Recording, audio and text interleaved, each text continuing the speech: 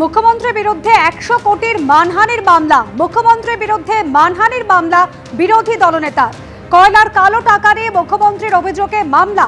আলিপুর কোর্টে 100 কোটির মানহানির মামলা রাজ্যের বিরোধী দলনেতা। কয়লার কালো টাকা নিয়ে অভিযোগ, নোটিশের পরেও নীরব। 100 কোটি টাকা পেলে চ্যারিটির জন্য দান, বক্তব্য শুভেন্দু অধিকারী।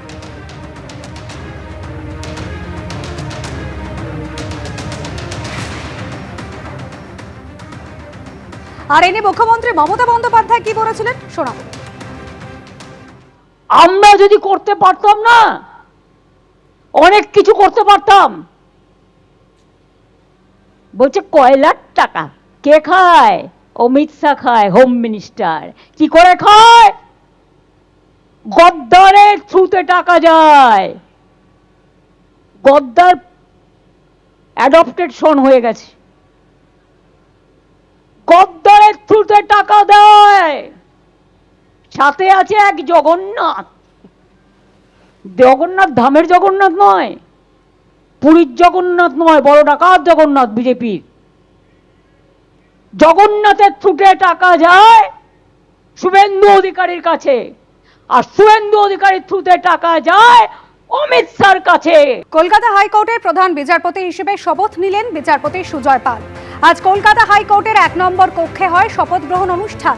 তাকে শপথ বাক্য পাঠ করান রাজ্যপাল সিভি আনন্দ বোস। এদিনের অনুষ্ঠানে উপস্থিত ছিলেন বিধানসভা স্পিকার বিমান বন্দ্যোপাধ্যায় সহ অন্যান্য বিচারপতি এবং আইনজীবীরা।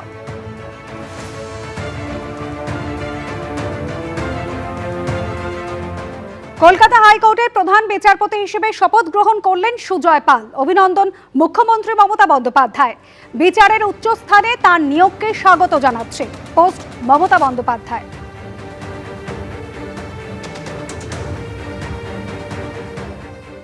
আজকে চিফ জাস্টিস হিসেবে কলকাতায় জাস্টিস মাননীয় জাস্টিস সুজয় পাল যে দায়িত্বভার গ্রহণ করেছেন, আমি তাকে অনেক অভিনন্দন জানাচ্ছি।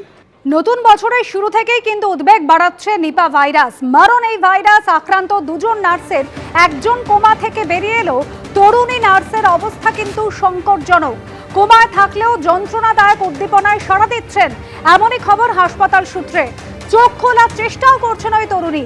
আর এই পরিস্থিতিতে নিপা ভাইরাস সংক্রমণ নিয়ে এবার নির্দেশিকা প্রকাশ করলো রাজ্য স্বাস্থ্য দপ্তর। 2 নার্স তারা আক্রান্ত হয়েছিলেন, বারাসাতে এই মুহূর্তে চিকিৎসাধীন। একজন নার্স কোমা থেকে বেরিয়ে এসেছেন, কিন্তু তরুণী নার্স তার অবস্থা কিন্তু এখনো সংকটজনক বলে জানাচ্ছেন চিকিৎসকরা। তবে হাসপাতাল সূত্রে খবর, ধীরে ধীরে চোখ খোলার চেষ্টা করছেন তরুণী।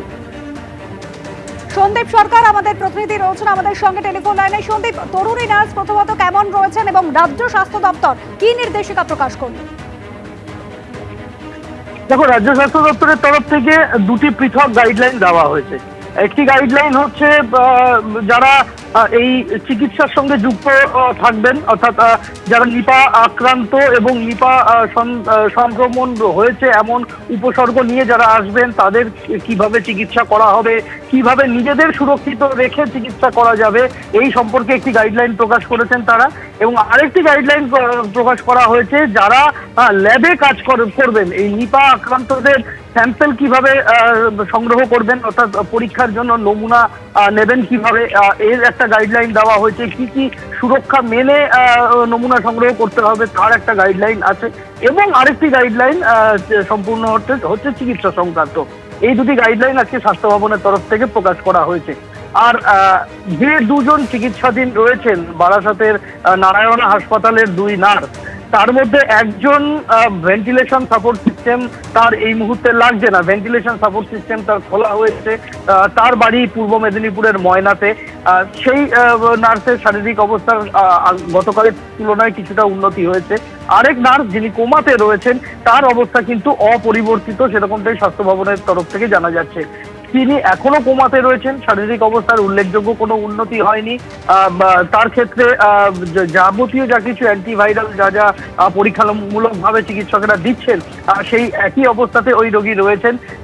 চিকিৎসকেরা বলছেন যে আরো দীর্ঘ একটা লড়াই, সেই সময়টা লাগবে। ফলে এই মুহূর্তেই যে তার শারীরিক অবস্থার উন্নতি হচ্ছে এমনটা বলার জায়গায় তারা নেই। ধন্যবাদ সন্দীপ।